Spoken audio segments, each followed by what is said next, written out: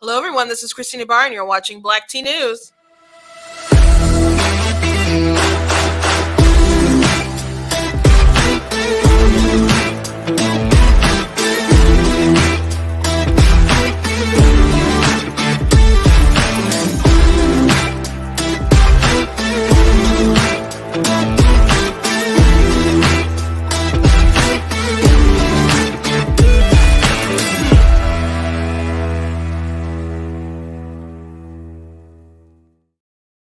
Hello. Welcome to Black Tea News. I'm your host, Christina Barr, and today we're going to do things a little bit different. And I just had a lot of thoughts on my mind today.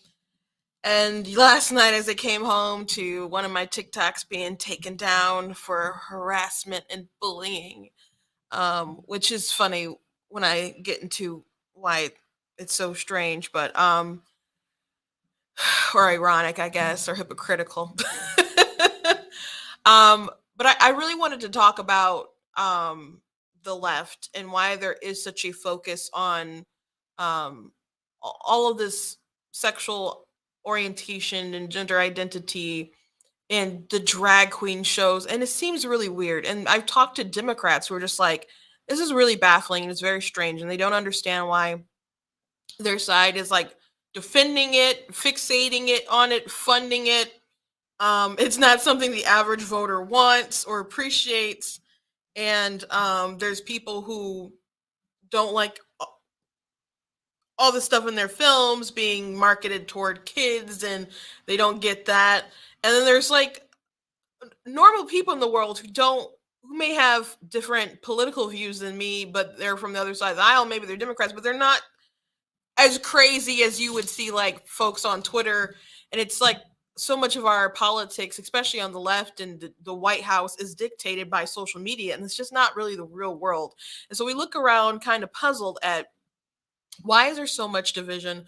Why is there, as far as race and I guess all identity politics stuff, because it's not every race, it's particularly with African Americans, with Black people, because if you're a minority that's doing well, like Asians, they don't care too much for you unless you're getting attacked, and it's like hashtag stop Asian hate. And until they realize who's like attacking the Asians, they're like, oh shoot, we can't keep talking about that because it's happening in our inner cities with a lot of criminals that we're not putting away, and they happen to be Black. So they're like, we can't really talk about it. We got to talk about it when we think we can blame it on Trump or some white supremacists or something like that, but not like in the ordinary, mundane, everyday with stuff that's happening.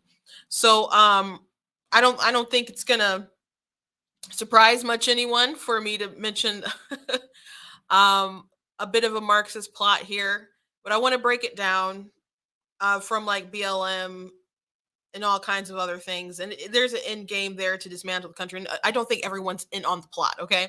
I don't think everyone's in on that. I think there's some people who are so dedicated because they feel that it's virtuous to care for the other, as they would put it, and they don't realize that some of the ways that they go kind of creates more victims along the way.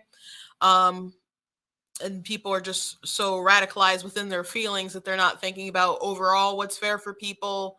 They want their equity rather than equality, and there is a really big difference. I don't think everyone has the end game of bringing our country to an end, but I think there's enough people in strategic positions that have been doing this for a very long time, and we've touched on the racial aspect quite a bit in the past. We will be talking about that again, but we will be talking about some of the other things as well. But before we jump into it, I want to encourage you guys to go to blacktnews.com, check out different articles I've written on the website, check out different videos that I have posted, like the one I did with the Attorney General, Dana Nessel, who said a drag queen in every school. So you guys can go ahead and share stuff like that. If you like what I do here, please consider leaving a donation on blacktnews.com. And anything that you can do to support, I really appreciate. There are costs like with the streaming and running the site, traveling, etc. So if you would like to support, I very much appreciate that. Anything that you can do, again, much appreciated. If you cannot, thank you for sharing, thank you for posting. Thank you for word of mouth, telling other people about Black Tea News, inviting other people to the page, sharing, subscribing, all those things. You guys are great, and it's very much appreciated. I do want to thank Brighter Mission Pack. I am in their studio today. If I say something today that you don't like, they don't care. I don't care. It doesn't really work like that. I'm tiered using the space, and they like to uplift conservative voices. So I do really, really appreciate what they're doing. I do not have really a funny meme for the day. I just really kind of wanted to get out some feelings and some thoughts that, like I said, have been having. But also, before I jump into that, I do want to encourage you guys to check out different merchandise that we have at the store, like this "Denounce White Supremacy, Defeat Joe Biden" shirt with a list of some of the racist stuff on the back that he said. Like bragging about Delaware being a slave state as if that was some kind of great reason why he was going to do well in the election. And I'm not joking. That's a real thing that happened. Also got like, "I'm not the victim you're looking for."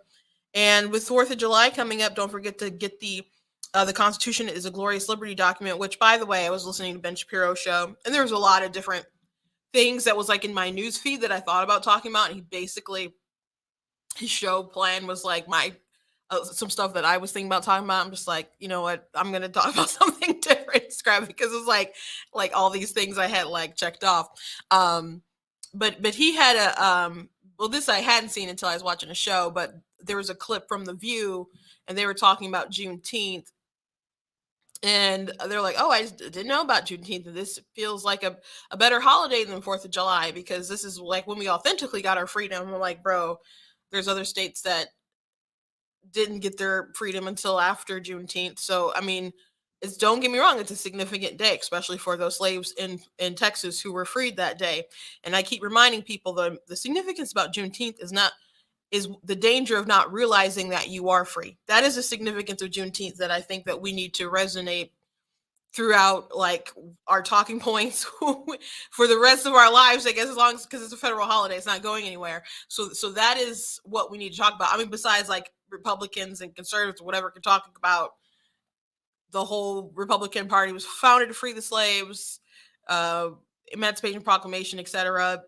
And that's what everybody worked toward. And so Republican circles, yeah, they kind of viewed it as a Republican sort of holiday, but it's a federal national holiday and stuff. And if you don't want to get too deeply partisan, which if you're a Republican, you should be partisan because that's your party. Talk about why it's dangerous to not believe or not be aware that you are free. And I've said this a couple times, the left needs people to not realize that they are free. They need to keep focusing on all these racial differences. And people were upset, like at Walmart and all these groups, for not having people selling products that were like Juneteenth kind of oriented. Like Walmart had their Juneteenth ice cream, and people were like, "Oh, this is so disrespectful." And I was looking at why people were saying it. I thought it was a little weird when I saw it like floating in the news, but when I actually like was reading articles and why people were upset about it, they didn't feel like companies were properly paying their due and really thinking and reflecting on systemic racism and all these things going on in America. So I'm like, like, I know they did it for work purposes, but they're going way too crazy. So anyway, on The View, Sunny was like, "I'm glad that you guys are talking about this because last year I said I don't celebrate 4th of July, and everyone thought I was mean. I got like all this backlash." And she's like, "I didn't celebrate 4th of July because my parents were very educated, and they read things like I thought it was a famous speech, Frederick Douglass's speech, like, what is 4th of July to a slave?" And as she's talking about Frederick Douglass and that speech and the 4th of July, I'm like, did this woman ever read the speech? Did she read the speech? Because I mean, again, that's I said all that because I was thinking about this shirt, which is a good shirt for 4th of July. If you're curious, that's on the website. You can get that. But this quote, "The Constitution is a glorious liberty document," is from that speech. He still, I mean, you could say whatever you want about the founding fathers and some of them being hypocrites and stuff, but there was still reverence for them and the Constitution. He even criticized people on the right, or Republicans or whatever, that gave into the narrative that the Constitution was pro-slavery or anything like that. He's like, no, that's not the case at all. And so he was just challenging Republicans to basically just finish out the fight to end slavery. Like, it wouldn't be any different than if I was at a Juneteenth event, which I've done this, by the way, and was talking about, oh, Juneteenth, the great Republican holiday, like freedom, etc., blah, blah, blah. However, there are still people who do not have their unalienable right to life, and we need to continue pressing for freedom for everyone else. So it's like, I love America. It's great. We did a great thing. However, I want to challenge you guys today that we need to keep pressing forward with the mission. That's the sort of vibe that you get from that speech. Not 4th of July sucks. He didn't even give the speech on 4th of July. He waited to the next day because they wanted him to give a 4th of July speech for like a Republicans women's event or something like that. And he was like, I will do it on the 5th, because he had things to lay down. So I don't know if Sonny's ever read that speech. I don't know if they've ever read that speech. Maybe her parents did, maybe she did. I don't know, but I don't know how you can read that speech. I mean, I guess if you have all your bias kind of blinding you when you're reading it, but it wasn't a let's bash the 4th of July and never celebrate it. But it's just like we need to fulfill the promise of what this day means, so it's for everyone. And eventually that happened. So people being mad in 2022 and deciding, I'm not going to celebrate 4th of July because we weren't included. You weren't born here either. And another thing I thought of, like, people who came here like illegally and who are dreamers or are still crossing the border, and they're like, you're an American to me. People on the left will say stuff like that. You're an American to me. But when it comes to like people who they want to be angry about 4th of July, like, that doesn't apply to me. Are you an American or are you not? Are like you a natural born citizen? Are you an American or not? Do these things apply to you or do they not? They do. It's just really wild to me. It's really, really wild to me. So I've kept saying that I'm going to go through that whole speech. It is a long speech. It is a good speech. And I will have like a whole video going through the whole thing before 4th of July comes out. I promise I will do that. I'm not going to do that today, but I just wanted to complain. I don't have that clip of Sonny talking about it. Didn't have the time to find it. And that's not even what I really want to talk about today specifically. But it's important to go through that speech because it is such a good speech, and they are really trying to use snippets of it to really cloud the message of it. So I will do that. I promise that I will. I got a comment saying they removed my duet with you. Yeah, I'm assuming. Okay, so I have a video, which I don't know if they rejected my appeal or not. So if they did delete that, that's messed up. So anyway, a couple days ago, like 3, I did a video, and there was a trans woman, a dude who was like, and he's got over, maybe he's got like 400,000 or close to it followers on TikTok. And so he did a rant talking about just because you're threatened by my freedom doesn't mean that I'm actually a threat to you. And so that was the gist of it, of his rant. And so I stitched this angry man who was yelling, saying he's not a threat. And just because you yell, you're not a threat either. But I just stitched and said, right now in the Biden administration, and for those of you who don't know, like the because of the Title IX changes, they want them to include gender identity along with it. So if you don't adhere to someone's gender identity, they consider that discrimination. And so the Department of Agriculture and the Department of Education have made these announcements that your school may not be able to. It could affect like Pell Grants and stuff that go toward like school lunches and stuff. So it could be the case that if your school doesn't allow like a boy who wants to play in a girl's sport or wants to go in the girls' locker room, etc., that you may not be able to get school lunch for that school. So I'm like, I did call him bro, which a lot of people really liked. I said, which I call a lot of people bro, by the way, but I'm aware of the fact that he's a man, and I obviously don't respect his pronouns. Well, just the real pronouns anyway. So I brought that up, and I said, if you are the type of person who doesn't believe that the government should bully other people with a marginalized group for like pure political power, then we're friends. We are allies. Congratulations. If you are the type of person who wants the president and other people to wield that sort of power to get us to comply to what you want, then you are a threat to me. And I ended it with, and if you need my affirmation to be free, then you're not really free. So I posted it other places. So I did do like a reply when it was gone. I'm like, other people have reposted it. Like I saw people like adding me on Twitter, like, who is this girl? And I followed the chain, and other people with bigger Twitter accounts than me had reposted it. So there's other places where other people have posted it, and it's gotten 1,000 views. So a lot of people already saw it on TikTok. A lot of people have seen it on other places. You can't just ignore that it happened. And they may like let it go through. I'm not sure. But then I was blocked from the main creator when I saw last night it had been reported for bullying, harassment, and hate speech.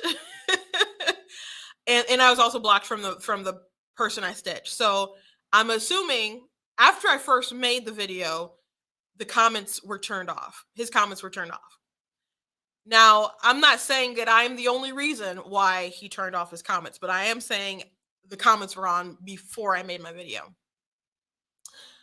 I am alleging that he probably reported my video, or at least saw it, and I don't know if he had mass people do it or whatever. He just did it himself. But it's gone. But it got reported, and he also made sure to block me. And I got on my other profile to make sure the video was still up, so I know it's still up, and I was actually blocked, and that's why I can't see his video from that particular profile anymore. So I just thought it was interesting that they're trying to say, hey, I'm not a threat, I'm not a threat, I'm not a threat. But if you don't say what I want you to say, if you don't affirm who I am, etc., then you are bullying me, it's harassment, and it's hate speech, and we can't allow that. And that's pretty bizarre.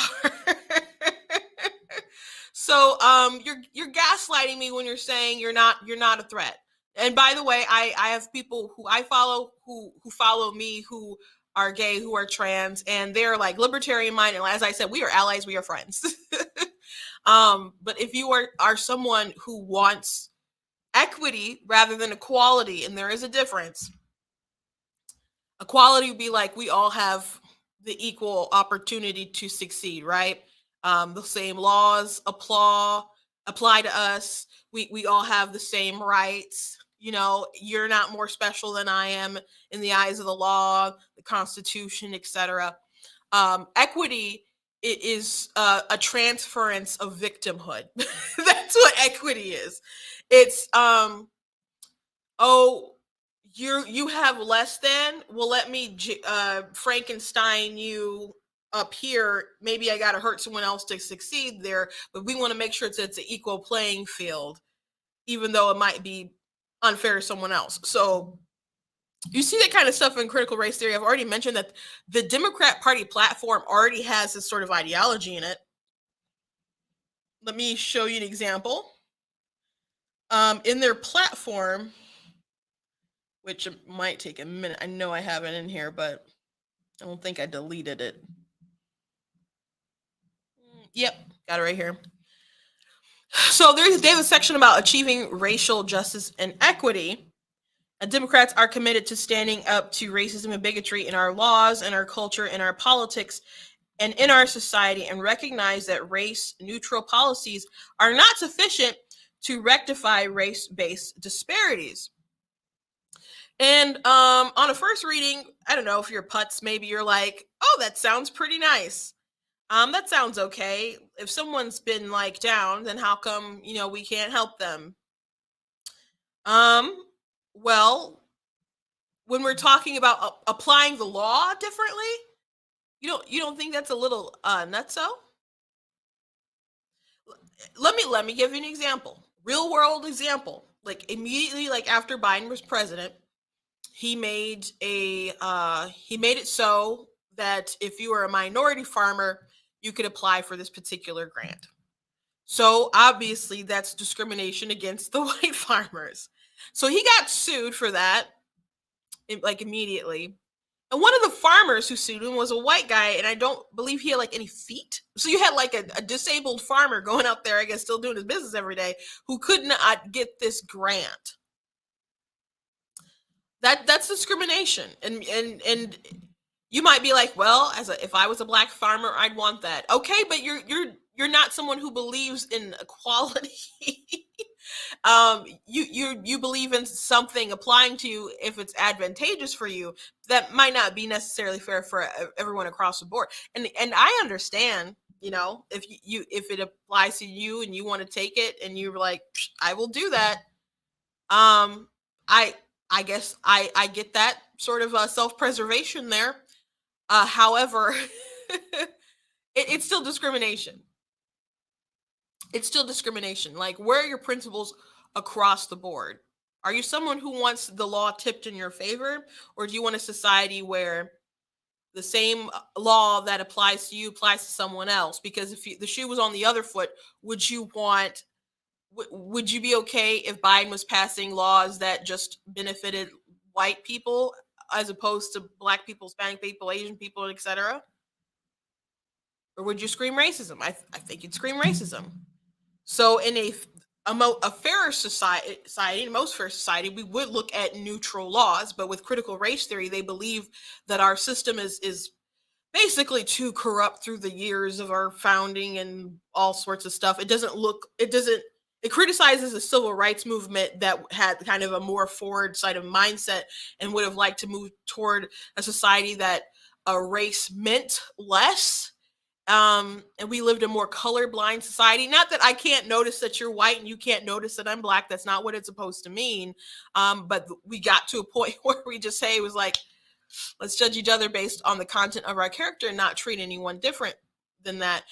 Critical race theory rejects the idea that we can do that. It thinks that white people are really bad and they have implicit bias and the system benefits them. So even if they claim they want to defeat the system, why would they really want to defeat the system?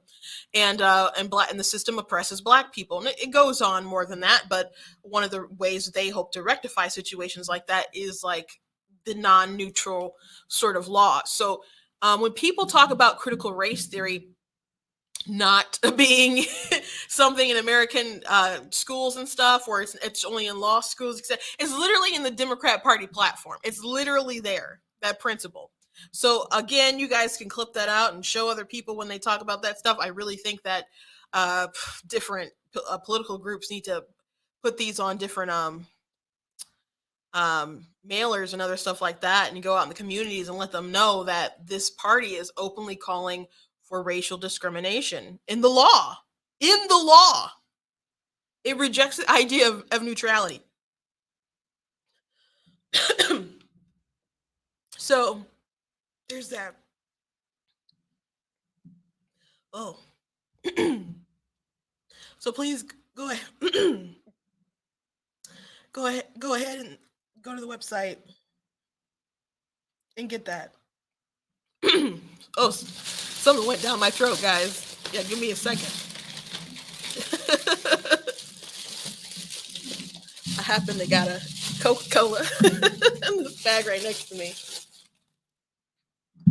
But I think my voice is coming back. Whoa, sorry about that. So anyway,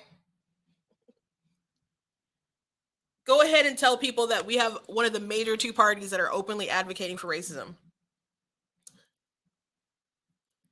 Now, back to this whole idea that a lot of this stems from the left wants to use race and gender and sexual orientation and identity politics with gender confusion and stuff like that for the purposes of pushing Marxism. There's a book that I talk about a lot called Color, Communism, and Common Sense by Manning Johnson. So Manning Johnson was a communist, black guy, and it ended up defecting. And he wrote a book about some of the tactics that they would use. So they would use legitimate grievances that black people would have. I mean, this is back in the day. There's legitimate racist grievances that you have as a black person, but they would take those sorts of things and they would convert people to communism. And no matter how like pro-black you claim to be, um, you could not have your love for your community, your race, or whatever supersede communism. It was always at the end of the day about pushing communism, and they would do things to even set you up to make sure that you couldn't leave, and if you wanted to, that you would be discredited, like set you up with some white woman to have an affair or something like that, you know. So they had these game plans, but for lack of a better word, I guess the goal was really to make black people kind of like a trash population, to be people who sort of needed the government. Like there was a story where there was a bunch of like doctors and stuff that were going to get together and make their own hospital, and the communists were like, no, you shouldn't do that yourself. You should lobby and make them give you that kind of stuff instead of going out and getting their own. Going to the government and making sure that they give them those sorts of things to get them away from the idea of being independent people who could do things on their own. And you've really seen that throughout the years. I was having a conversation on Saturday with someone. I'm like, I'm on the right, but I don't have there's sometimes I have conversations with people on the right and I'm not, and they'll totally reject the ideas of like racism in America in a systemic sort of, I guess, conspiratorial sort of way. And I don't like all the rhetoric and stuff that the left has. And there are examples that they blatantly, I don't know, try to ignore. Like they want to talk about the evil history of racism, but then they're okay with an honest history is what they'll say, but then they'll like ignore the racism of the Democrat Party and then flat out quote things like the big switch, even though those things have been debunked, you know. And you could say, oh, they haven't been debunked. Yes, they have. Yes, they have. And I've done my share of that, and I'm not going to go into it all today, but say similar, there's some things in the platforms have changed over the years, but there's a lot that of the same sort of mindsets that are similar. So I'm not going to go into all that today. But for an example, they talk about systemic racism, and I'm just like, the first thing they mention is redlining, but y'all don't want to mention that happened under FDR. Okay. Or what about like Planned Parenthood? Like they that's a eugenics organization, and to this day they're disproportionately targeting and servicing, aka killing more black babies than white babies. Now I don't, abortion isn't a racial issue. I mean, it's wrong when anyone is terminated, killed, it's homicide, but there is a racial slant to it. So if people want to talk about racial stuff, it's very funny that they ignore very obvious things that go against their political bent. But there has been like a master plan, especially if you read books like Color, Communism, Common Sense, to hinder a lot of people, not just black people, but particularly black people. If you look at the history of eugenics in the country, which late 1800s, early 1900s, you had a lot of it was more popular in the nation. You had people at Harvard who were eugenicists. You had Buck versus Bell case where there was a young woman who was raped, and they had the court deem her feeble-minded, and it led to like mass sterilization, went to the Supreme Court, and they the ruling led to forced sterilization of women. So there was that, but there was also in the economics. So one thing that people on the left don't want to talk about is that the minimum wage was rooted in eugenics. Like you have all these people who rage against the elite and the rich and stuff, but it's like people wanted the minimum wage because they didn't want competitive wages, because people didn't want to compete with, like, if you had this upper class elitist kind of person or middle class person or whatever who didn't want to compete, do competitive wages with this black guy over here. They're like, that's not fair. So they're like, let's make a minimum wage. So people have to pay at the certain price, but if they're going to pay people at a certain price, they're not going to hire the Negro, they're going to hire me. So that's where that came from. And they knew that it worked in places like Australia, where they wanted to disenfranchise Chinese immigrants. So this is the history of the minimum wage, FYI. And if you read someone like Thomas Sowell, he'll point out that once it started getting implemented, that you had a lot of young black men, especially like high school age and stuff like that, that didn't have jobs. So but the idea of minimum wage, it didn't just hit black people. There were other folks that weren't well liked back during that time. So it went beyond race, but just using that as an example. So, and then Royal Meeker, he was under the Woodrow Wilson administration. He was a eugenicist. And so he believed that the minimum wage would push people to get on welfare. And he thought that that was a good thing, because at least they would be under the government teat. And if you were able to go out in the world and make your own destiny and do your own thing, then that's a bad thing. But if you have to be under the government's, like, arm and stuff, then they can control you to a degree. And minimum wage, not minimum wage, I'm sorry. Well, yes, minimum wage, but the welfare state is pretty darn controlling, and has devastate a lot of people, especially when they start incentivizing fathers not being in the home, or people will get trapped sort of like within this certain income. And if they do any more, they'll lose that income. And then they're between this gap of, I don't know if I can make it on my slightly larger income and not have this assistance from the government. So it is a really big trap that's hurt quite a lot of people, and by design.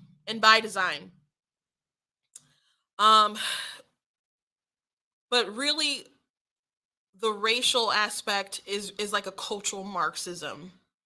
And I think the greatest example, which I've talked about this a lot, is this infographic. Well, there's Black Lives Matter. That's a big example. Which Black Lives Matter is, the founders are three women, lesbian women, who were trained Marxists, in their own words. And so since Juneteenth and Father's Day was on the same day, I did a video saying, hey, I just want to let everyone know that Black Lives Matter sucks, and they're trying to destroy the nuclear family, and they have all this inclusivity for everyone except a Black father. So this page no longer exists on their website, but it's archived. So I'm going to read it. The What We Believe page. 4 years ago, what is known as the Black Lives Matter Global Network began to organize. It started out as a chapter-based, member-led organization whose mission was to build local power and to intervene when violence was inflicted on Black communities by the state and vigilantes.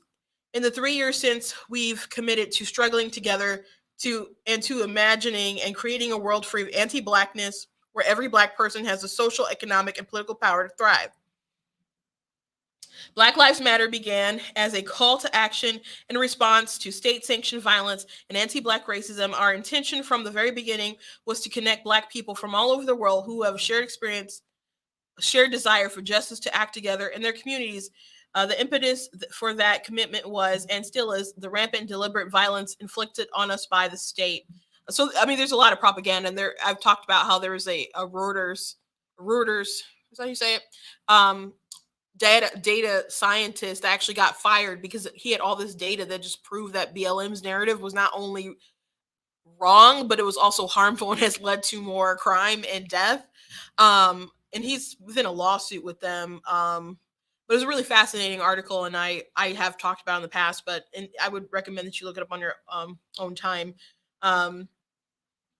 Enraged by the death of Trayvon Martin and subsequent acquittal of the killer George Zimmerman, and inspired by the 31-day takeover of Florida State Capitol by Power U and the Dream Defenders, we took to the streets. A year later, we set out together in Black Lives Matter Freedom ride to Ferguson in search of justice for Mike Brown and all those who have been torn apart by state sanctioned violence and anti Black racism forever changed. And we returned home and began building the infrastructure for Black Lives Matter Global Network, which even in its infancy has become political home for many. So, Michael Brown, like the hands up, don't shoot, that wasn't true. That was built on a lie.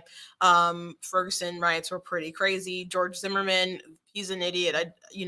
I don't, every time he's in the news or was in the news, it was like, especially after the trial anyway. But one of the major news organizations took like the 911 call and edited it to make him look like a racist. And was a Hispanic guy. And I think at first they were saying people thought he was white. And then they started reporting he was like a white Hispanic and stuff. You're like, what the heck is even that supposed to be? So they were really, really, really pushing once these start. And I guess it really did start with Trayvon Martin, to use this racial division to break America. And we've seen a continued push ever since that time and afterwards. But I want to tell you, one of the back in the day when they had their first kind of early birth of their website, I had went on their site to kind of look around at what they were saying. And one thing I noticed was that they were like, oh, we'll prioritize like trans women above like normal men because they're discriminated against more. And I'm like, why aren't you just focused on like police violence? And you're like, why do you have to put out in the atmosphere that you are literally putting trans men who will grow up their hair and put a dress on above just men? They're all men. But you want to make a hierarchy when you should just be focused on racial justice. My sister had a friend who went to a BLM meeting. This was years ago. And they didn't even talk about police brutality and other kind of stuff like that. They were talking about gay stuff. So just know that a lot of this stuff, a lot of this division has been used to really, really, really, really hinder the country. And I'm sure you guys are aware of that and have been feeling that and seeing that for years. I'm gonna jump down to the more stuff like what we're about, just a couple paragraphs. It says we acknowledge, respect, and celebrate differences and commonalities. We work vigorously for freedom and justice for Black people and extension all people. We intentionally build, nurture a beloved community that is bonded together through the beautiful struggle that is restorative, not depleting.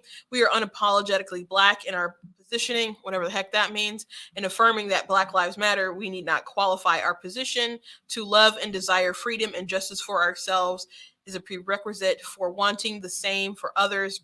We see ourselves as part of the global Black family, and we are aware of the different ways we are impacted or privileged as Black people who exist in different parts of the world. So there's different Black privileges is what they're saying. We are guided by the fact that all Black lives matter regardless of actual perceived sexual identity, gender expression, economic status, ability, disability, religious beliefs or disbeliefs, immigration status or location. And that is not true because they definitely don't care about Black lives in the womb. We make space for transgender brothers and sisters to participate and lead. We are self-reflexive and do the work required to dismantle cisgender privilege and uplift Black trans folk, especially Black trans women who continue to be disproportionately impacted by trans antagonistic violence. So when I went back and finally read like this modern page, which again, this page is gone because it drew too much heat. Doesn't exist anymore. I'm just reading an archive page. I was surprised that was still kind of on there. That they are still like uplifting trans women. Again, that's a biological man who identifies as a woman, and that person gets priority over just a man. And as far as the disproportionate violence, there is really no big epidemic of people going out and killing trans people. That's not really a thing. And you can say, well, that's not what Biden and Kamala and Chelsea Clinton and all these other people said. Yeah, they're wrong. Chad Felix Green, and I think you had, I think also T Post Millennial have broken down these stats before in these particular murders that they'll mention. And one reason why you have a high rate of violence with trans people is because they pick dangerous professions. And I don't mean they're oil rig workers. I mean they're like sex workers and other stuff like that. Or they may have partners or whatever that will be violent and do harm. Now, all that is awful, but it's not really a case of I went tranny hunting or something. That's not what happens. So there's this big narrative surrounding it that's just ultimately not true. We build a space that affirms Black women and is free from sexism, misogyny, and environments in which men are centered. We practice empathy. We engage in comrades with the intent to learn and to connect with their content, context. Oh, I skipped over the cisgender thing, privilege thing, which I've talked about this at length before. I have one podcast about how Christians were duped by Black Lives Matter. Actually, I think I have two podcasts on my Project 31 podcast that have to deal with Black Lives Matter, but I do have an article about how Christians were duped by Black Lives Matter. Cisgender privilege could be something like, I'm a woman and I go in the bathroom and the place where I go is designated for me, someone who was born in a female body. That could be cisgender privilege. Cisgender privilege could be, I'm participating in a sport and I don't expect any hassle about going in a sport that is assigned with my biology. That could be cisgender privilege. So when people, this is in their platform, or was it on their platform and their website. So when people say dismantle cisgender privilege, you gotta be like, what do you mean by that? What, you mean like Leah Thomas? Because they're doing it. Dismantling the cisgender privilege. Though, like, there was a big organization that said that they're not going to allow trans women to compete. I think, but if they had started puberty early, though, they can, and that's even worse. But we'll talk about that another day, I guess. Anyway, we build a space that affirms Black women and is free from sexism, misogyny, in environments which men are centered. We practice empathy. We engage comrades with the intent to learn about, connect with their context. We make our spaces family friendly. Yeah, right. And enable parents to fully participate with their children. We dismantle the patriarchal practice that requires mothers to work double shifts so that they can mother in private, even as they participate in public justice work. We disrupt the Western prescribed nuclear family structure required by supporting each other as extended families and villages that collectively care for one another, especially our children, to the degree that mothers, parents, and children are comfortable.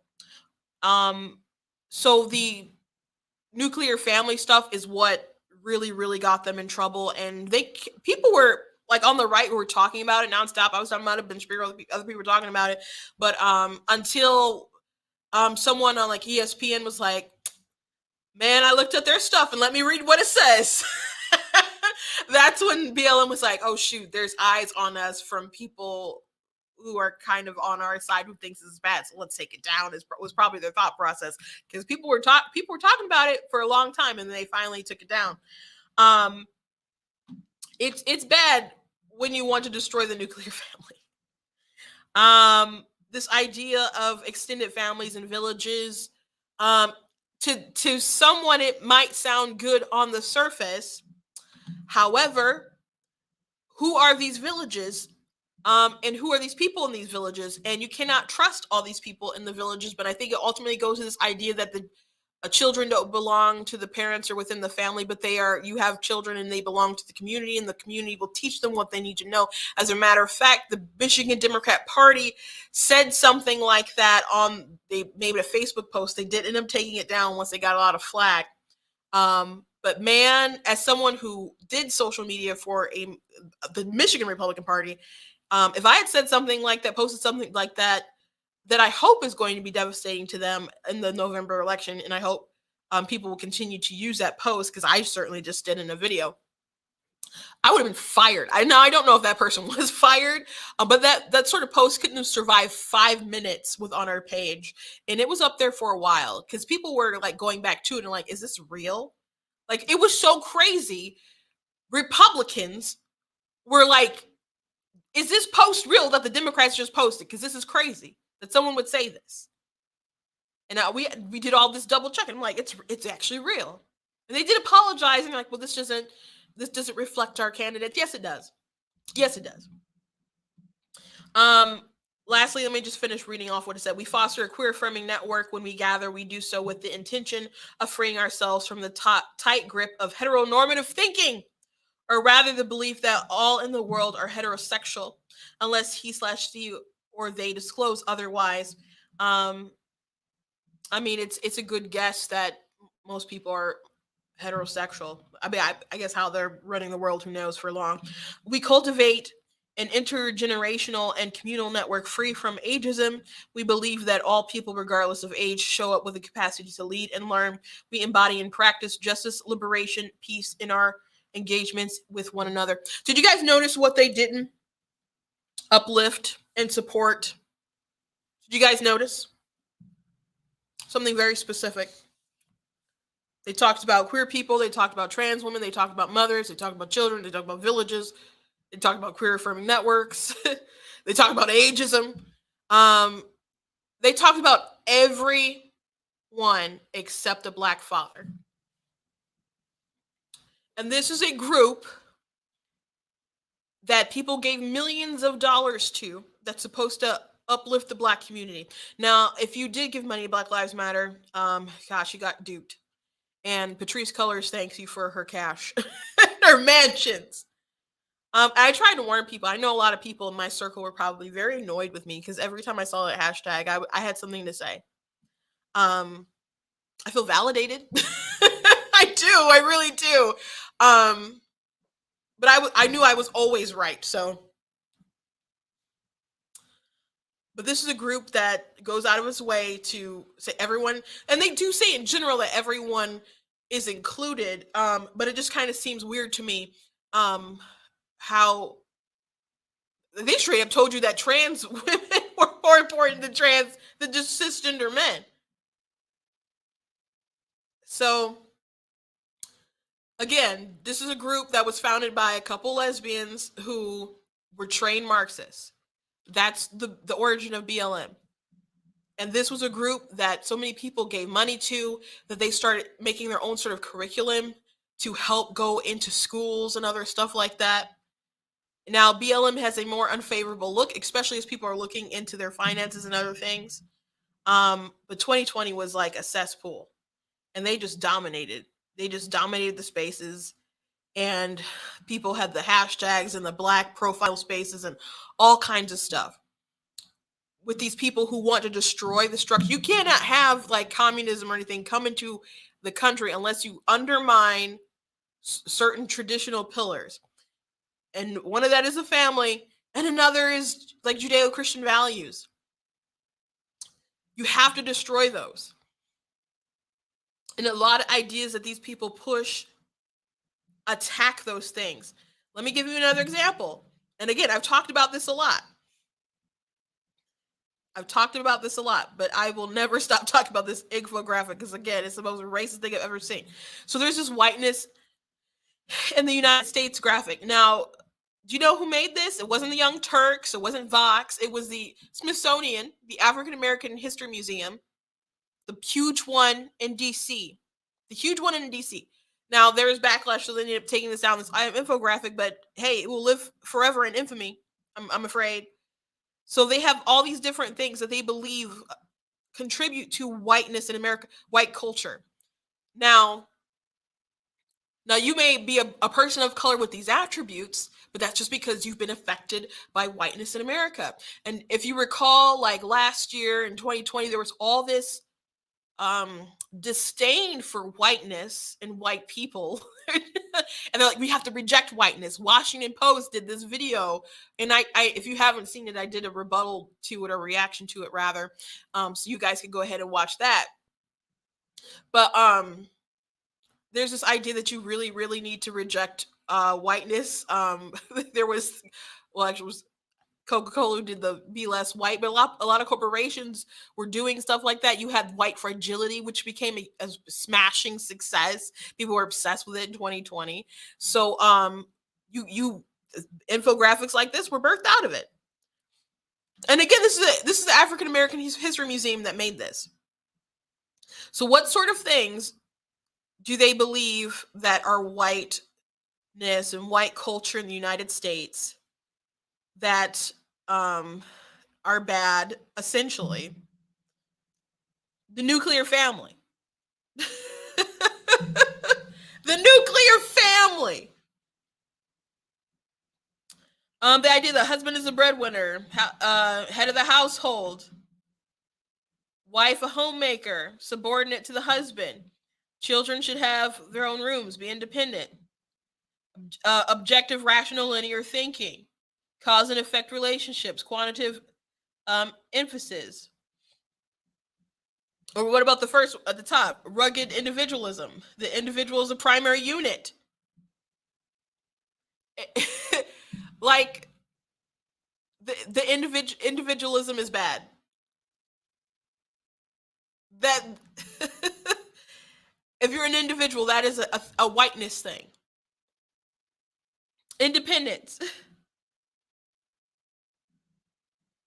That you have control over your environment. That's weird, guys. Goes on. Christianity is the norm. Anything other than Judeo-Christian values, tradition, and foreign. No tolerance for deviation from the single God concept. So if you don't adhere to one of the Abrahamic faiths, or I mean I don't know how many other faiths don't have like you only have one God concept, but if you can't deviate from that, that's whiteness. Now, how ridiculous is that when none of those major religions were started by white people? That's crazy. Hard work is the key to success. If you didn't meet your goals, you didn't work hard enough. So you see that there's a really bad stigma on working hard. Status, power, authority. Wealth equals worth. Your job is who you are. Respect authority. That's a sign of whiteness. Heavy value on ownership of goods, space, and property. Uh-oh. Who else doesn't really like the idea of private property? You can see more of this ideology that they're trying to push and use race to push these destructive ideas. And as a matter of fact, it's trickled more into mainstream sort of politics and news. Do you recall Kyle Rittenhouse? I'm sure you do. You had all these conversations from Joy Reid and Don Lemon about how terrible it was that this white man wanted to protect property, people's property, and the audacity of someone Don Lemon went on this really, really communist sort of rant, like, who are you to believe that you're going to protect your town, your street, your property, your country? And it's like, bro. This is such a, like, what, when did you become like pure redcoat? Like, I mean, not redcoat, but like waving the communist flag and other kind. Why? When did you do that? When? It was just a crazy rant. I did a video on that too. But he went on an epic rant about Kyle Rittenhouse. And that's one reason why that really, really captivated the country, not just because of the Second Amendment arguments, like, and the idea of like, if that's not self-defense, what's self-defense? But this idea that people were pushing, that it's just so crazy that you'd want to protect property. Now, you can still say that he's a kid, he shouldn't have been there. Someone should have been there trying to stop this stuff. And unfortunately, it wasn't the police. It's crazy that we allowed all this stuff to go on. I had one episode, it's probably my biggest live actually that I've done. And I was just showing piece by piece of the trial, and also different videos of the riots and stuff leading up to it, to just explain how crazy it was in Wisconsin when all this stuff was going down, and how they were attacking everybody. And people were just supposed to allow that to continue? We're just supposed to allow ourselves to be terrorized? by these wannabe Marxists who want us to believe that property, that we have no property, that we have no right to property, that protecting our property is bad, but taking your property is good. Stealing your stuff like people stole all kinds of stuff. I saw someone steal a cheesecake during the BLM riots. I'm not joking. From the Cheesecake Factory, there was like a slice missing. It was just jiggling as she was just rushing off. It was ridiculous. Planning for the future, delayed gratification, progress is always best. Tomorrow will be better. So optimism. Aesthetics based on European culture. Steak and potatoes bland is best. Women's beauty based on blonde, thin, Barbie kind of look. But here's a crazy one. A men's attractiveness based on economic status, power, intelligence. How is that whiteness? You telling me if I like a man with a good job, that's a sign of whiteness? In Africa, not all of Africa, I guess per se, but let's just say like Nigeria. My dad's been there. He was there for he's been there twice. It's been a long time. I guess oh gosh, maybe about 20 years now. But he was there for like a month, and they liked girthier fellas liked girthier women. And if you had a girthier woman, it said a lot about you because you could feed her. So the people all over the world like different status, man. It's crazy that people would say that's a sign of whiteness. And here's some more crazy stuff. Justice based on common law, protect property and entitlements. So there you go, more of like communist kind of sort of rhetoric. This idea that you have property, that you believe that you could protect it and own it is a sign of whiteness, because they want to associate these like normal American sort of things, or it's not even American, but they want to associate these things with whiteness because they're training you and have been training for a long time to associate badness with whiteness and to reject those things. Being number one.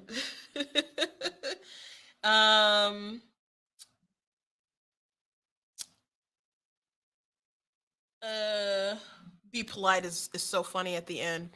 I'm gonna yeah. So if you haven't seen that, go ahead and you can Google it. African American History Museum. You can go ahead and look at that. And again, I think it's most racist. One of the most racist things I've seen in like modern history. I showed it to one of my cousins, and then I was talking about another day. He's like, "What? That was real?" I'm like, "Yeah, that was real. That was real." So you can't have Marxism, as I said, really prevail, or communism really prevail in this country, and you have to tear down certain institutions before you are willing to wipe out America and really apply that sort of stuff. And there's an attack on the family. There's an attack on certain things like believing in private property and all this other kind of stuff. And again, that was another thing with the BLM riots. Like, if you were upset at people destroying all this stuff, they're like, "Oh, you value your things over Black lives." It's like, what? Like, how about we not kill people, and you not burn down buildings, and you not loot stuff? Like, how about we just like regain some sense about some things? But I'm not going to justify you going down and burning down perhaps my neighborhood. And I know these people had some sense, because there was I think it was Atlanta, and there was a Waffle House. People were riding, and then they got to a Waffle House, and people were like, "Hey, no, not the Waffle House," and they like went somewhere else. They like made it with a decision within themselves that the Waffle House had to survive, and then they go on and destroy other kind of stuff. So it's not like these people were just like all spur of the moment anger. They felt entitled to and empowered to do all these really radical things, and it was The gaslighting from the media and the protection from politicians was just insane. Like Kamala Harris tweeting out the Minnesota Freedom Fund, which bailed out people who like were rioting and stuff, was crazy because some of these people were committing like pretty serious crimes, and that fund doesn't care what you've been um, charged with. They don't believe in cash bail. So if you perhaps allegedly murdered someone, they're like, okay, we'll pay your bail. And someone that they actually did release did go on to kill someone. And then they released a statement like, oh, maybe we need to rethink some things. I'm not sure if they did or didn't. I don't think anyone's really heard much from them since that time. But it was crazy that you had all these celebrities, Stephen Carell, you had Harry Styles, and other people who retweeted it besides the vice president. Um, and you had like CNN covering the protests or the riots, and they had the Chiron was like fiery but mostly peaceful protests. It was just really bizarre time that I just could not believe. And I had people like, and I was arguing with people with one white girl, and she's like, basically said it was like acceptable collateral damage. And I was like, she's kind of like, what's wrong with you? And so she ended up like deleting her comment, messaging me, and she apologized. And she didn't apologize because, oh, it's wrong for people to terrorize these communities. She apologized because as a white person, she was speaking out of turn. And I was like, sweetheart, I'm not only arguing with because I think you're wrong and you need some perspective.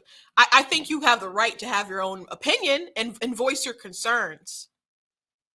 But I don't want you to not speak. I just want you to take some time and think about what you're saying. Um Again, so it's just really bizarre time. So people are really invested in using racial divisions to divide our country and push some really harmful ideologies. And I gave you some examples. Um, but you cannot successfully push in something like communism unless you tear down, I said, the family structure, but also Christianity. And an example of that, there's a book called Tortured for Christ by Richard Wurmbrand, and it's a very powerful book. Um, if you're a Christian, I definitely recommend that you read it, to read about the struggles of other people. Your first world problems seem very, very insignificant when you read about these people who were tortured for their faith and who grew stronger in their faith, um, despite everything. If you talk about a peace that passeth all understanding and the joy of the Lord, that's next level, man.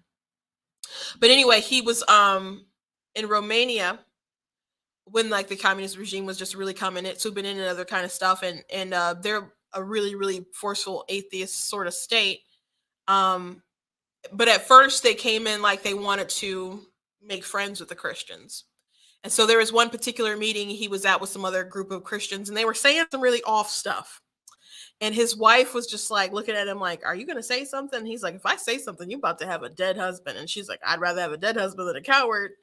I was like, oh, snap. But he ended up preaching a lot like underground and helping a lot of people. But he was in prison and tortured himself. But they were not coming in to be friends. That's first they'll do that. They're coming to be friendly, but they'll work with people who will cooperate. But their goal is to weaken the faith and tear it down and ultimately get rid of it. So you'll see a lot of like progressive Christians today who don't really believe like they like some things from some feel good things, like they have a Jesus in their own mind that's like a nice sweet guy who, in the words of Don Lemon, doesn't want to judge and wants you to ultimately just kind of be happy, and isn't about making people feel uncomfortable. And I don't know if he's ever read the Bible, but of course those are nonsensical sort of beliefs. um but there's a lot of weirdos out there who are making an idol for themselves, and what purpose I don't know. Why not make your own sort of religion and or just say you're not religious and you're sort of living by your own sort of rules? Why corrupt Christianity? I guess because they see the power in the name of it, and they don't want to totally disassociate, but obviously they're not willing for that much buy-in to actually submit to the actual rules and convictions of the faith. So I see similarities within the sort of gateway of the let's weaken Christianity and then let's come in and sort of destroy it. So I was thinking about, we talked about Disney the other day and Chris Evans and sort of his comments that he had toward people who were upset about his Buzz Lightyear film. And he said these people are stupid, and he said they're going to die off like dinosaurs. Now, he's a 41-year-old childless man, and a lot of liberals aren't having kids. I'm not saying Chris Evans won't have kids one day, but it seemed kind of like a weird comment because it's like Christians, the conservative kind of Christian right, they're making kids definitely more than liberals, and Muslims have more kids than Christians. So all those people, sort of religious bent people, have more kids. So I don't know how they expect for everyone to just sort of die out, unless the goal is to go for your kids. And we know organizations like Disney have a not so secretly gay agenda, as they put it. Now, I'm not saying all this to bash people of the LGBT community. I'm saying this because I do think that, as I'm obviously a Black person, I talk about how people, like, for a good hour about how people are using the Black community to play a cultural Marxism, to use racism and emotionalism to really, really weaken our country and push a Marxist ideology. And again, I don't think everyone is like going to a secret meeting and knowing what this is about. But there are enough people who are aware of the roots of this stuff that do have a goal of remaking the country in their own image. Like people who push CRT, who know CRT, they know that critical race theory is rooted in Marxism. As a matter of fact, Joy Reid had Kimberly Crenshaw on her show, and she's like, I know it's not. They're saying it's Marxism. I don't like asking stupid questions. I don't want people to think I'm stupid, but it's not Marxism, right? And so she just kind of smiled, and she gave an explanation of what it was. She did not mention Marxism, but she purposely did not deny that it was Marxism. And Joy Reid ended up mentioning it again, like it was something to laugh about. And you know what Crenshaw never did? She never denied the roots in Marxism. And you can literally Google it and find the connection within like 5 minutes. It's not hard to find out the roots between that critical race theory, and Marxism. But that's a big push. And not even everyone knows it, because I've had talked to Democrats who were pushing it and defending critical race theory and don't even know a thing about it. So a lot of this stuff is reactionary. A lot of it is just tribalism with politics.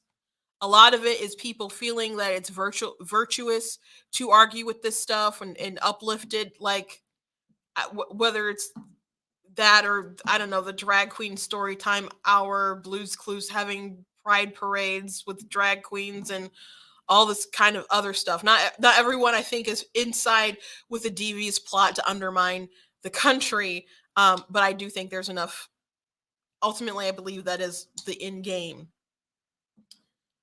Now, with Chris Evans and Disney and all of them talking about how those people are dinosaurs and they hope that they die off, and Disney's opposition to the Parental Rights and Education Bill, the big thing that I want to note is that there's a lack of respect for parental boundaries. A big lack of respect. Now, I said this on a TikTok yesterday. I think that if Disney wanted to tell that Lightyear story, though, I don't really think it's authentic to their universe, because I believe Toy Story came out in 1995 and Andy was 6 years old. And the Lightyear film was a film that Andy saw that made him want a Buzz toy. So do I think in 1995 that Andy was watching a movie that had a lesbian couple and a kiss in there? No, I don't. We're trying to be kind of literal with the timeline and all that kind of stuff. I don't think that was probably a thing back then. But if that's a story that Disney wants to tell, I parents need to be responsible and not allow Disney to just don't give them the benefit of the doubt, and you should really be looking at the sort of content that they put out, and if you don't think it's appropriate, then you shouldn't be letting your kids sit down and watch certain stuff. You got to be more vigilant than that, and um so some of that responsibility is majority of that responsibility is on you. um but Disney does have an agenda. They've said it. And the parental rights and education bill that they ultimately opposed, especially when a lot of their employees were crying and so on, um, that bill was about saying that you can't teach gender, sexual orientation or gender identity stuff K through 3 or in older grades if it was taught in an inappropriate sort of way. And Disney came out against it. Not only did they come out against it, they said that they were going to try to get it struck down, and they would support groups that would try to get it struck down. So, in my opinion, they're like, oh, we're about to go to war with you. And of course, DeSantis retaliated, and they got into a back and forth. But you also had like woke teachers upset about it. You had, I don't know, all these TikToks. I don't understand why all these people put these TikToks on their, I don't know, talking about I'm gonna do it anyway. I came out to my 4 or 5 year old kindergarten class about me being trans. Like people post the craziest stuff, and they're just so happy that these children affirm them, and that's what it's about. They want these malleable little minds to affirm them, because something is broken with them. Then they need these children. They need the affirmation from the children, but also the goal is to fundamentally change those folks. Now, what I find interesting about Chris Evans and the dinosaur and the dial comment and stuff is like, but there are people, and he's aware of this because it's been banned in like 14 countries, like most like Muslim countries and stuff, right? And China's probably not gonna show it either. But there's people who have a religious bent and believe that there's an objective morality to this stuff. Now, there's people who aren't religious and who I've seen people who are gay. We're just like, you guys are doing too much. um, but they know that there are people who just would not approve of this certain stuff, and they're not going to be okay with it unless you kind of weaken the bond that they have with their faith. And I there's something interesting that certain people on the left do, like AOC, for example. She went on this big rant. She said the only time we invoke religious liberty is when it's bigotry. And it's like they don't want to say that Christianity is bad. They want to say that there are certain people who are bad, who use the faith to express their bigotry. And it's like, but why don't you just kind of look at, I don't know what the Quran says? Why don't you look at the Bible says, Old New Testament or whatever, and see that people have a pretty firm stance on pretty particular things. I think men and women have particular roles, and they have particular views on sexuality and sexual immorality, and that hasn't changed. Like there was people who were really upset at Pope Francis because he wasn't going to bless like same-sex stuff, and they're going off like, I thought he was different because he's progressive and stuff. And they're like, well, he's still the Pope, and I don't like him so much. I'm not Catholic though, but he is pretty woke, but that's still the church, and that has not changed. And it's something that doesn't change according to time. It is what people believe is the infallible word of God. So what's the hope there, that you would just weaken people's sort of connection to it, and then ultimately then convince people to just drop it? That's kind of what it seems like, what it's the kind of a slow crawl towards. That's what it seems like to me.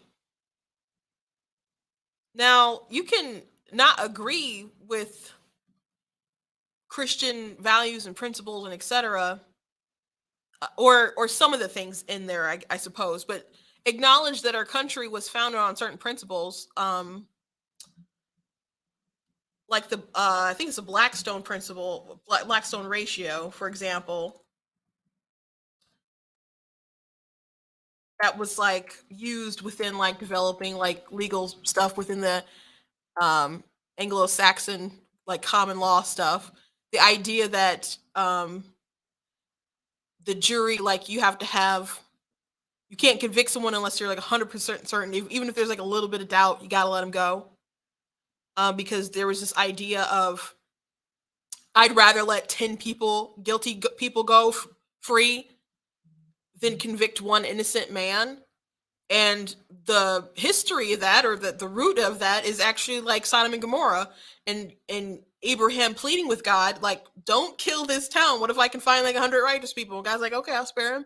He's like, well, what about, I don't know if I can find them. I mean, what about like 50? Like, okay, sure, fine. Like, okay, how about like 10? Can I do like 10?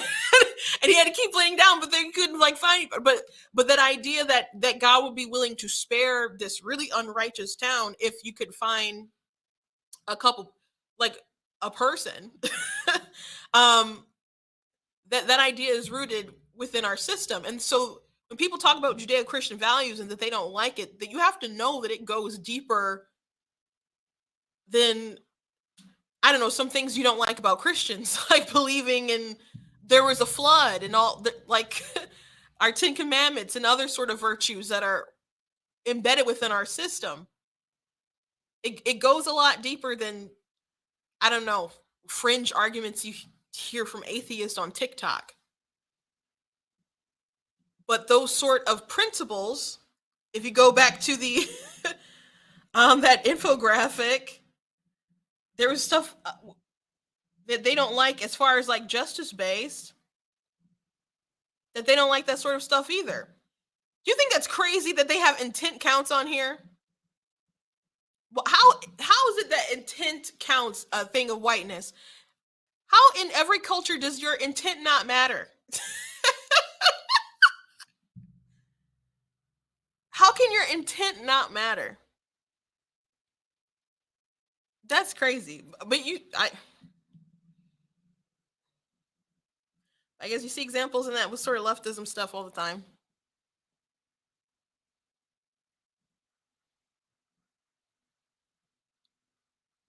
So when it comes to Disney and these folks, I think the main problem is that they really, really, really, really don't care about your parental boundaries, because you are an obstacle to them and they want your children and they want to mold them beyond your sort of morals and your sort of virtues, the things that you've been raised in. It sort of break that generation of the idea that you could have any sort of objective morality. They don't like that sort of thing, because if there is no sort of objective morality, they can justify a lot of things. I would hear people who argue for abortion all the time, and you say that it's, if you say that it's bad, they're like, how is it bad? There's no more objective morality, and that, can go in the rabbit hole. And then you'll say something like, you think that you could justify Hitler? Like, well, some people would. It was like, bro, really? And people will be willing to die on those crazy hills. But um Dennis Prager was on with Tim Pool, and he was talking about some debates that he had. And there are atheists that admit, like, Dennis Prager is correct, that if there is no God, there is no objective morality. And if you have time, I would recommend watching this episode with Dennis Prager. He was on Tim Pool's show, Timcast. And Dennis Prager, he says his life's ambition is basically to convince people of the need for God rather than the belief of God, to prove that God is real, to rather prove to you that there's a necessity to have God in your life, or an ultimate sort of authority. Which he has a book called The Rational Bible. I'm gonna have to get that and read that, but it was a pretty fascinating episode of Timcast for sure. I want to read a little bit of this Blaze article. I don't know, going like over pretty long today. But a drag queen performer defends shows for children, says drag shows teach kids that there are no boundaries. I mean, I could stop with the headline right there, but I'll keep going. A drag queen performer defended the shows for children by saying that drag shows teach kids that there are no boundaries and that nobody can tell them who they are. In a video published by the far left Now This media outlet, performer Ginger Ladd explained that drag queens are smart enough to change their shows to be age appropriate for their audience. I'm desperate to show everybody my love and have them receive that love for what it is, says Ladd on the video. Whether or not it's a show in which it's 21 plus, or we're doing some good old fashioned Nicki Minaj, Ladd explained, or whether or not it's an all family affair, we have to get to do homages to Disney. As Ladd continues talking, the video shows him performing with children handing him money at a drag show. The magic is here, Ladd continued. Don't deny those children the magic of knowing that they belong. Um, Now this is creepy and this is weird, but I think it is a. I mean, it gives away the plot. The whole point is that they have these people because they want to teach them that there are no boundaries, that there are no borders, even with like RuPaul once said that drag can't be mainstream because it mocks gender, culture, everything. So when you send your kids to school or you're just raising your kids and you're trying to teach them some kind of tradition or in structure and order, you have these people who are saying, now we want to teach them that there's no boundaries, no borders, no rules, even on sex and gender and all sorts of things. That your nature can be defied, that you don't have to adhere to biology, that you can be someone else, that sex gender can be fluid, that you are basically your own sort of god.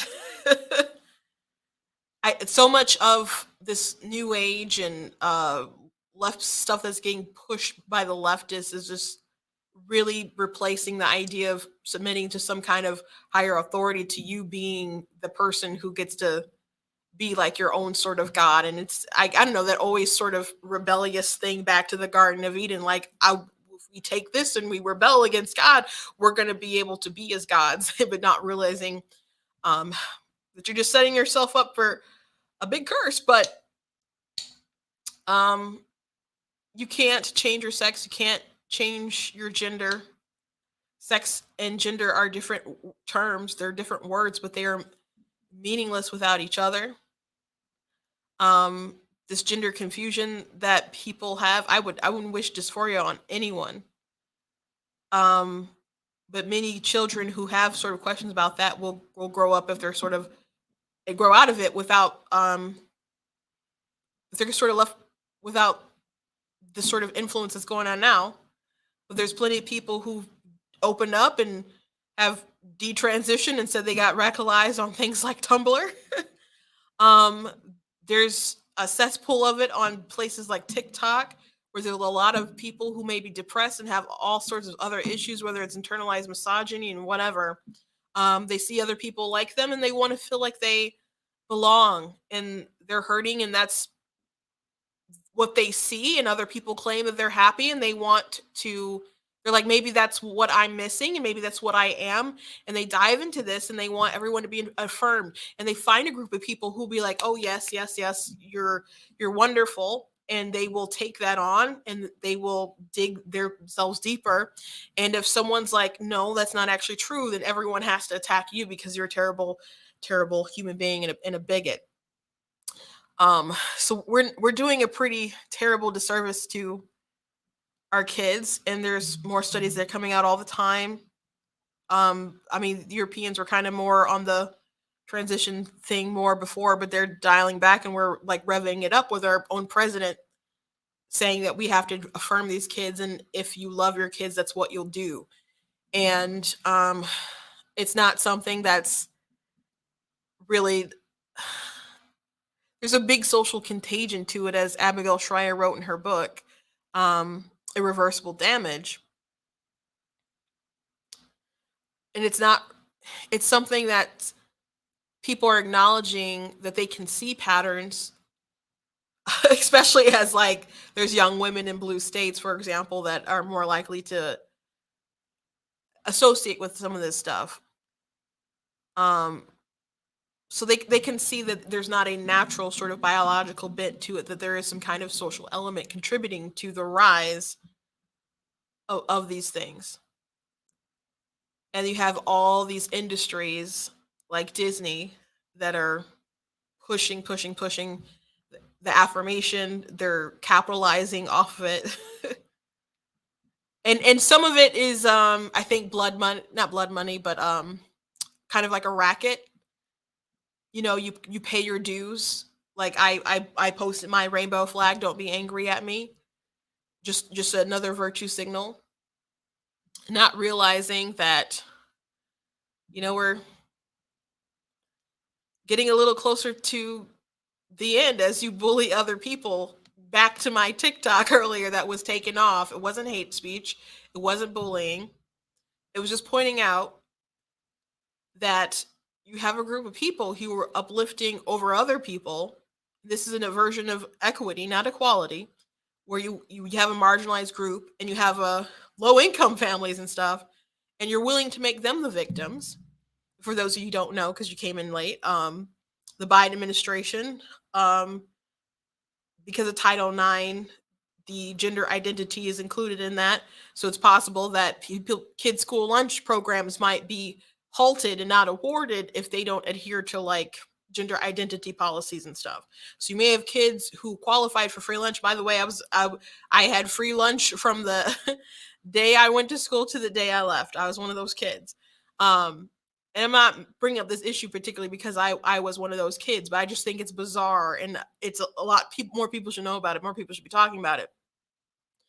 Um, but you're willing to strip all those kids of that if what we don't put a boy in a girl's locker room?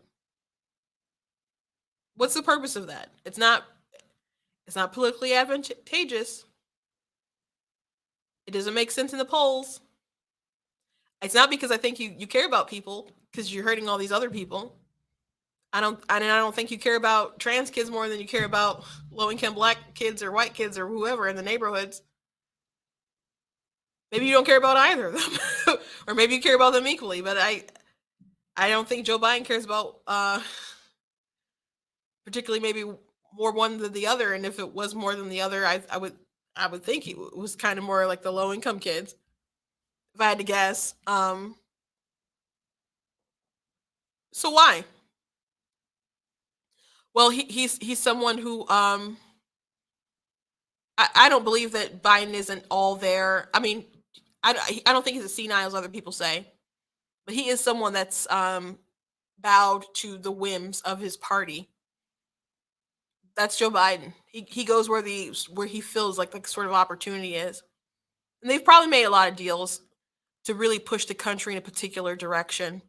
But if they are able to move things along, like the Equality Act, um, and get some more people on the courts that are left leaning that can do some dents to religious liberty, then they're really gonna really start undermining the First Amendment and particular values within this country that people have, and people are going to be targeted and attacked for their beliefs, their faith, and their traditional sort of values, and it will continue just on the decline of America for their ultimate sort of end goal.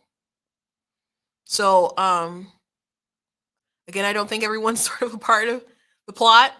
I detest that there's so many people who legitimately want to be left alone to live their own life, who are of the libertarian sort of mindset.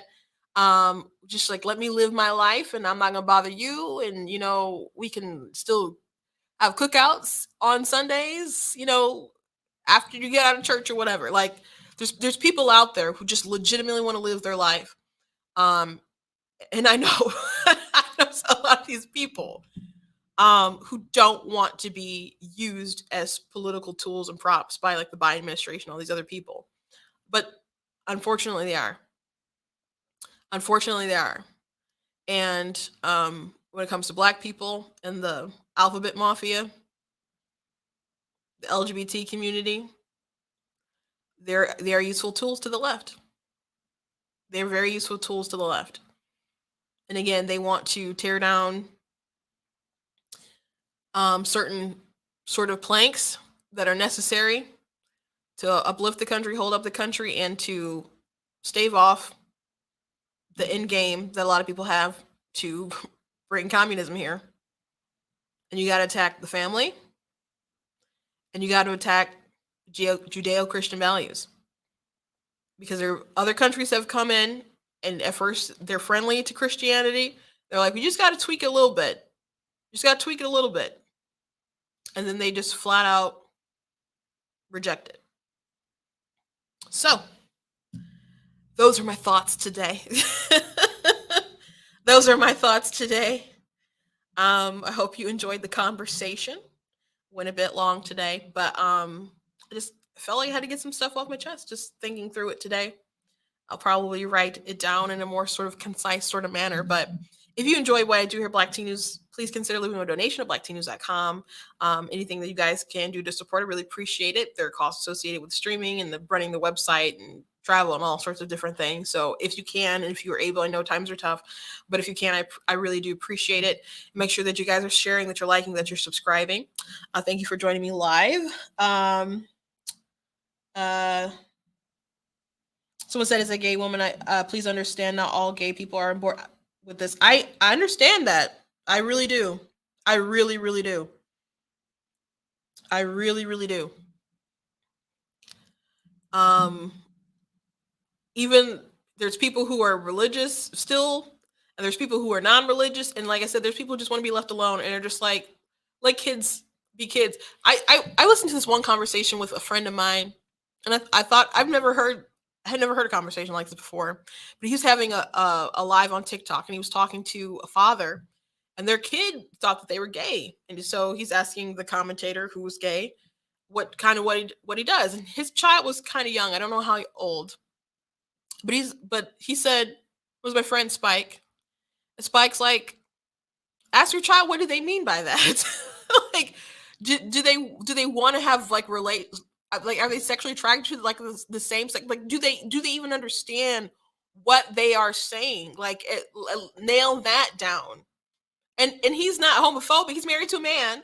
I know it's not internalized homophobia, but it's just like there is a trend that a lot of people are sort of jumping on different bandwagons and stuff. So, and then a lot of indoctrination in place. And so if this like none of them, either the father or Spike, were like, this is a bad thing if this kid is gay, but it's just like, do children really, really know at that particular age, before you kind of start affirming people to go in a particular direction? Just kind of let people naturally figure out who they are. So I thought it was such an interesting question coming from a gay man. Just like, do they really know?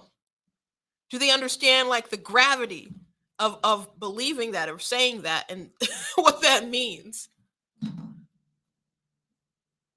So just made me think of it.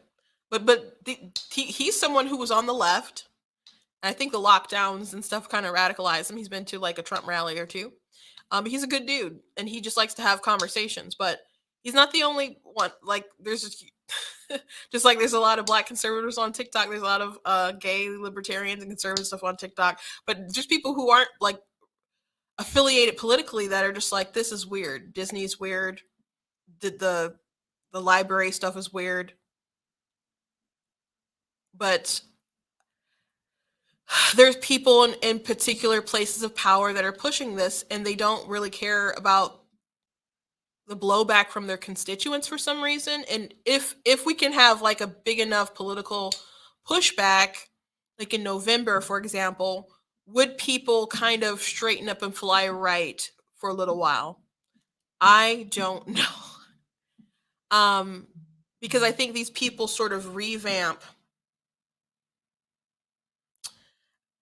I think these people revamp their end games. So just like I talked about how eugenics used to be a bigger thing, they started kind of die down once there was a lot of talk about Nazis and stuff. They didn't want to be associated with that. But you still hear a lot of that talk today. I mean, when you hear people justify abortion like So many arguments are like eugenics, man. It's crazy. The Washington Post. I've thought about talking about this. Ben Shapiro basically read the entire article, and Era is like, I won't. Maybe I'll still talk about it tomorrow. But it was a really fascinating article because it was about a woman who um got pregnant like right before the Texas heartbeat bill like came into play. And so she wanted to get an abortion, but she ended up having her twins. And Washington Post is just trying to paint a picture of this girl's life like, oh, she didn't have access to abortion, so now she has to be this mother of two little babies. And it's like she was a 15-year-old she dropped out of college. She dropped out of high school, I'm sorry, at 15. She was going to go to community college to get a have a real estate class. She was dating a guy for 3 months and had a $10 a hour job at like a burger place, and he would go like skating and whatever. And her dream was like maybe to work in real estate and like go swim with the dolphins and save up for a trip or something, like not like huge sort of. I mean, I'm assuming they're important to her, but it's like there's nothing that they're saying in this article that would justify like those babies not being there. And at the end, she's like, "I love these babies more than anything in the world." It's like Washington Post really thought this was a good article to post, to be like, "Oh, the horrors that children live." It's really weird. And like, it's a very pro-life thing, but when people commenting, and it seemed like they were triggered that Republicans were and pro-lifers were like, "This is a great pro-life piece. Like, what is wrong with Washington Post? Like that they would even try to phrase it like this. This woman's life is clearly more fulfilled." Like because she's going to marry her. Though she did marry her boyfriend. And they designed a life plan. He was going to go into like the Air Force or something, and so he went away for like basic training, and he was gonna, I think in 5 months he's gonna join her. And so this baby has changed their lives for the good. These babies, and their struggles with motherhood. Yes, things are tough sometimes, especially like right now. But she has two beautiful babies. um, but one of the biggest criticism that I saw from people on the left, who were trying to justify the pro-choice argument after reading this article or it being posted, is that it sounds like she's trapped in poverty. Those kids are going to be raised in poverty and not have a way out, etc. And it sounds like they're saying it would have been better off if she had had her abortion. These kids didn't exist because it's better a fate worse than death being in poverty. Like it doesn't make any sense. Like life is not linear. So many things can change. So many things can change.